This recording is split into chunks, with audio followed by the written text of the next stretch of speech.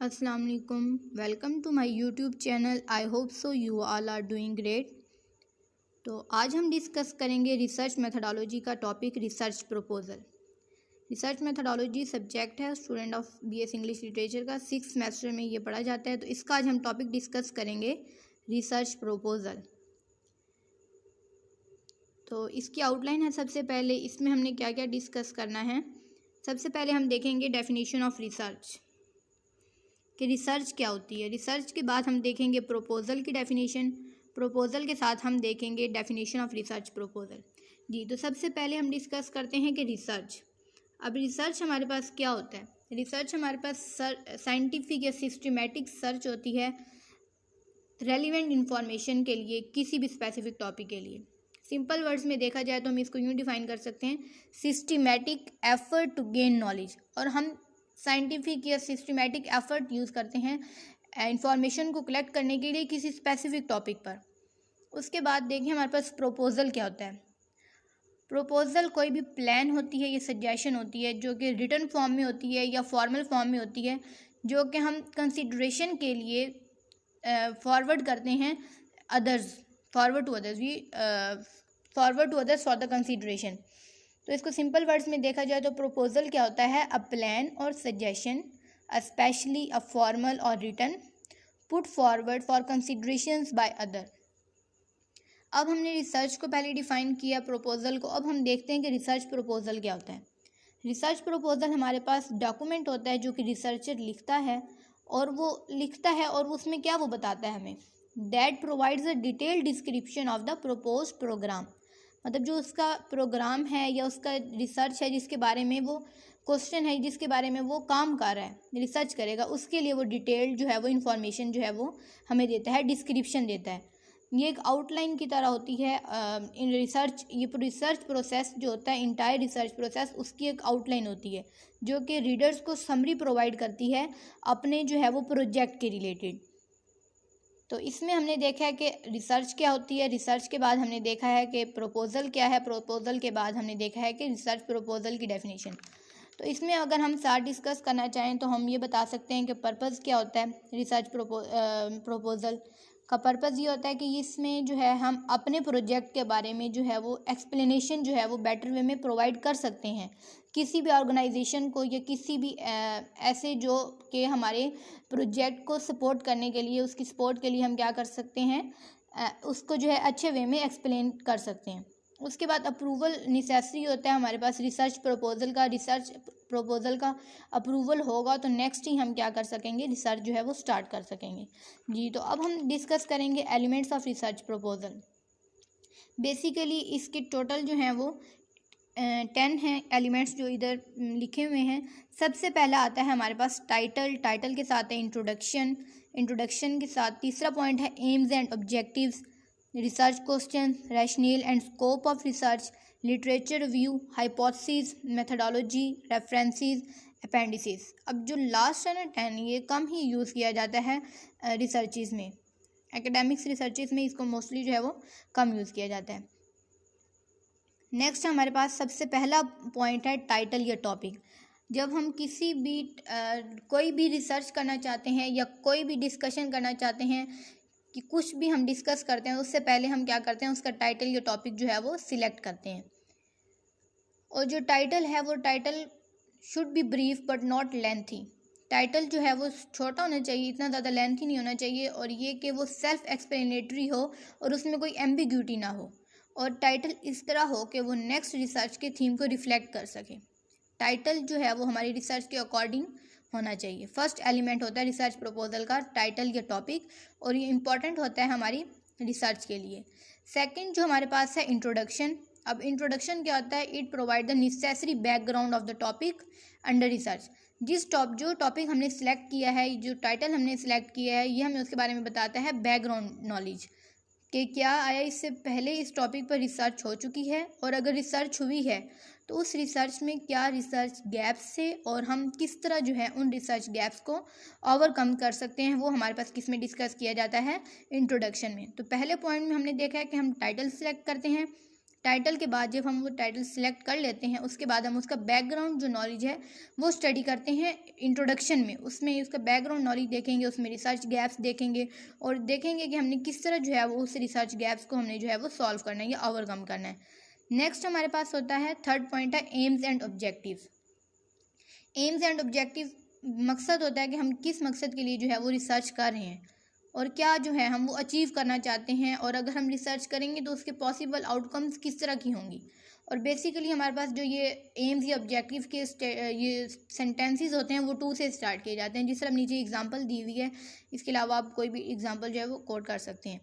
और एम्स और ऑब्जेक्टिव के लिए नेसेसरी ये होता है कि ऑब्जेक्टिव जो हैं वो प्रिसाइज होने चाहिए, क्वान्टिफिएबल होने चाहिए और मेजरेबल होने चाहिए। ऐसे ऑब्जेक्टिव्स होने चाहिए हमारी रिसर्च के, हम ऐसे ऑब्जेक्टिव्स को जो है वो चूज़ करें जो कि जिनको हम मेजर भी कर सकें और जिनकी जो है वो क्वांटिटी भी हो और वो प्रिसाइज हो, एक्यूरेटली हो। तो ये था थर्ड पॉइंट। अब नेक्स्ट हमारे पास है fourth, research question. Basically research question ऐसा क्वेश्चन होता है जिसके लिए हम लोग रिसर्च करते हैं। स्पेसिफिक कंसर्न होता है जो कि हम ऐसा क्वेश्चन होता है जिसका आंसर जो है वो हम अपने रिसर्च के थ्रू जो है वो फाइंड आउट करते हैं। और रिसर्च क्वेश्चन हमें बेसिकली ये बताता है कि what exact you want to address. उसके बाद हमारे पास आ जाता है rational and scope of the research.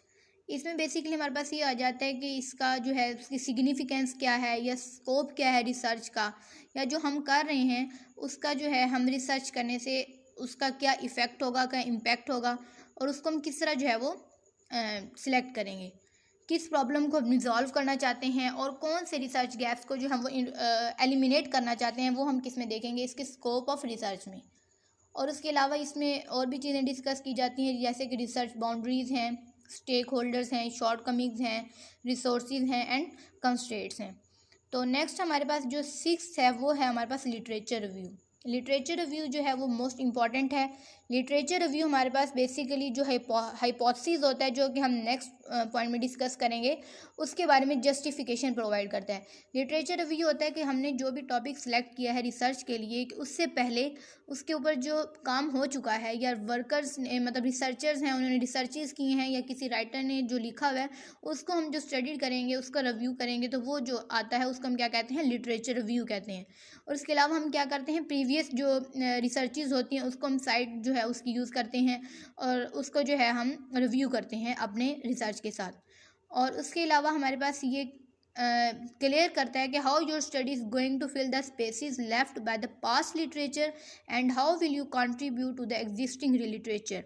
मतलब कि हम जो कर रहे हैं इस रिसर्च जिस टॉपिक पर कर रहे हैं, अगर उससे पहले उस पर रिसर्च हुई है, अगर उसमें कोई रिसर्च गैप था तो उसको हमने क्या जो है वो ओवरकम करना है और किस तरह जो है उसको एग्जिस्टिंग लिटरेचर में कंट्रीब्यूट करना है नेक्स्ट।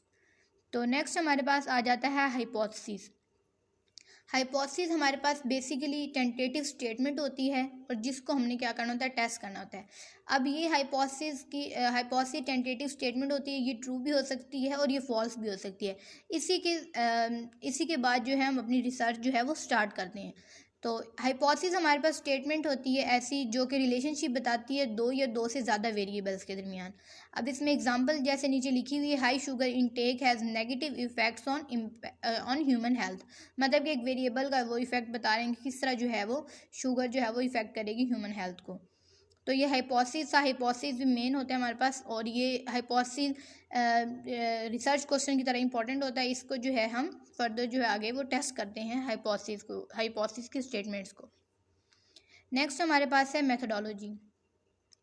अब मेथोडोलॉजी में डिफरेंट सेक्शंस आ जाते हैं, पार्टिसिपेंट्स, डिज़ाइन, इंस्ट्रूमेंटेशन या material, data collection procedure, data analysis procedure. Participants में मतलब कि कौन कौन जो है वो पार्टिसिपेट कर रहा है, मतलब पॉपुलेशन का और सैम्पल साइज का इसमें आ जाता है। और डिज़ाइन की कौन सा डिज़ाइन जो है आपने चूज़ किया है अपनी रिसर्च में, कौन से आपने जो है वो मेजरमेंट टूल्स यूज़ किए हैं, रिलायबिलिटी या आपने वैलिडिटी को जो मेजर किया है अपने इंस्ट्रूमेंट्स का या नहीं किया।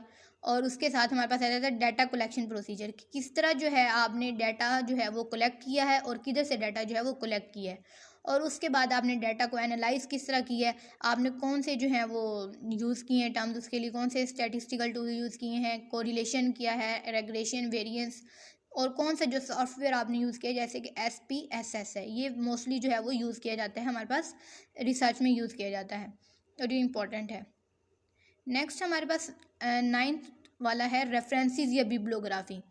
अब इसमें हमने ये करना होता है कि जो हमने अपने रिसर्च में लिटरेचर रिव्यू में जो हमने डिस्कस किया था कि हम जो है डिफरेंट जो हैं वो वर्क्स को जब साइट करेंगे तो वो जो होगा हमने अपने वर्क में यूज़ किया है, ये जिनको हमने स्टडी किया है उसको जो है हम राइट डाउन करेंगे अल्फ़ाबेटिकल ऑर्डर में, तो वो हमारे पास रेफरेंसेस में आ जाता है।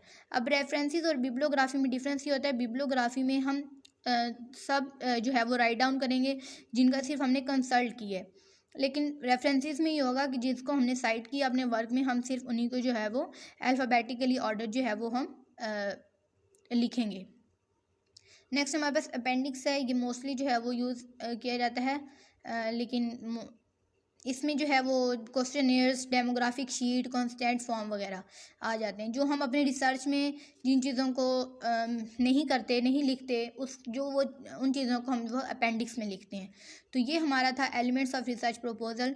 तो हमने आज डिस्कस किया है रिसर्च प्रपोजल को। उससे पहले हमने रिसर्च देखा कि रिसर्च क्या होती है, रिसर्च के साथ हमने देखा कि हमारे पास रिसर्च प्रपोजल क्या है, उसके बाद हमने इसके ये डिस्कस किया कि पर्पज़ क्या होता है, और उसके बाद लास्ट पे मैं आपको बता दूं रिसर्च अप्रूवल लाजमी होती है, रिसर्च अप्रूवल के बाद ही हम जो है वो रिसर्च स्टार्ट कर सकते हैं।